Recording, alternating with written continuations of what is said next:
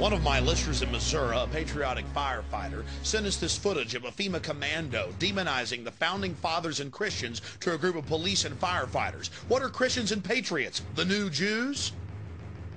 You're damn right, because think about the Christians, okay? Do you accept Jesus Christ as your Lord and Savior? No. What did they do? They took your head off. They beheaded you if you didn't accept Jesus Christ as your Lord and Savior. See, this is reality. Yeah, they're terrorists, but the bottom line is to them, they are not. Now, why is that important to understand? Because they are as committed to their cause and to their way of life as you are yours.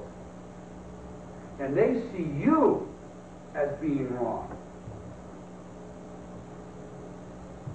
That's very different. When people are passionate about what they believe in, they become a very difficult enemy to be. Who was the first terrorist organization in the United States? Who? Founding Fathers. Founding Fathers. You mean Thomas Jefferson? Oh, yeah. You mean George Washington? Oh, yeah. Paul Revere? Yeah. These guys right here, let me ask you something. Did they try to scare people? Oh, yeah. They tried to intimidate the British. Did they use acts of violence? Your founding fathers, my founding fathers, were involved in acts of terrorism against British officials because they systematically had British officials assassinated. Assassinated. The guys who we call our founding fathers, George Washington, Mr. Honest, who cut down a cherry tree and admitted it, is the same guy who signed death orders, if you will, on members of the British government, the British Crown, who they wanted to eliminate because politically they had influence in certain pockets of the United States, at that time the 13 colonies, and they wanted to divide and conquer. They may get a whole lot of civilians, and hey, I'm going to be honest with you, okay? If they killed 10,000 civilians tomorrow with a biological agent, that's too bad for them. Yeah, so what if they killed 10,000 civilians? You know how these patriots are. They're always killing civilians. So what? We've just got to take care of ourselves. Talk about demonization.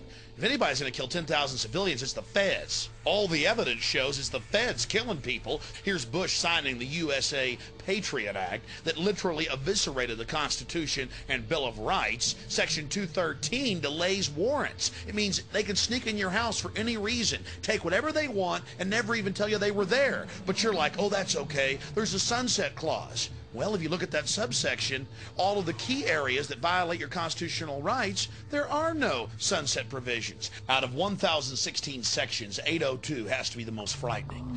You see, the definition of domestic terrorism is anyone that is involved in acts dangerous to human life that are a violation of the criminal laws of the United States or of any state. Under their definition, jaywalking is now a terrorist action.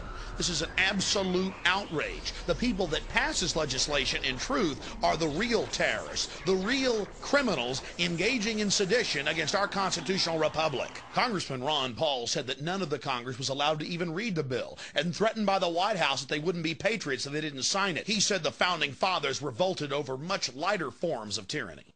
Unfortunately, we may not always be able to tell you why that agent or agents are knocking on your door. Is there a chance that some of your civil liberties may slip while we guarantee the security of this country? Maybe.